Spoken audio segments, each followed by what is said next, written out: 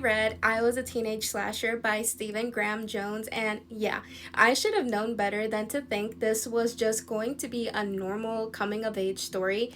I really like this one, so let's go ahead and talk about it. In this story, we follow Tolly Driver. He's this quiet, kind of awkward teen in a small Texas town where everybody knows your business, especially if your dad just died and you have a life-threatening peanut allergy. People treat him more like a walking pity case than a person, and you really feel for him. He's just trying to exist, but this town won't let him forget who he is or what he's been through. Tolly's trying to blend back into high school life, but the town makes it impossible. His only real support is Amber, his ride or die best friend, and Stace, his ex-babysitter who's just nice to everybody. But the rest of the kids, straight up mean. There's this group of bullies that basically run the social food chain, and they've already pushed one kid too far in the past. They're the type who think they can get away with anything and usually do.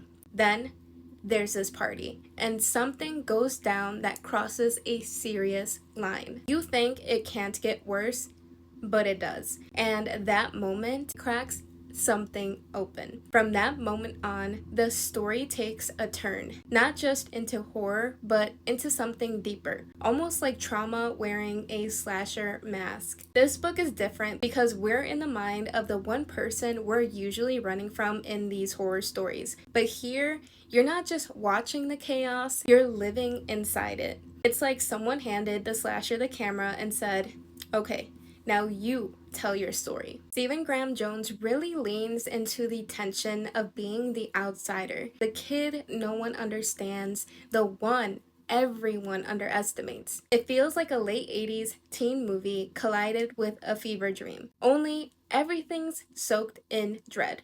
You're constantly wondering who's next, who's safe, is anyone safe? Also, it totally fed my love for slasher movies. The slasher tropes in this were done so well, especially the parts where Tolly and Amber were starting to connect the dots in real time. It made the horror feel way too real. Overall, this is a wild, gory, oddly emotional ride. So if you like slashers, small town horror, or books that mess with your head in the best way, then I highly recommend that you put this on your TBR. If you've read it, I would love to know your thoughts. And as always, happy reading!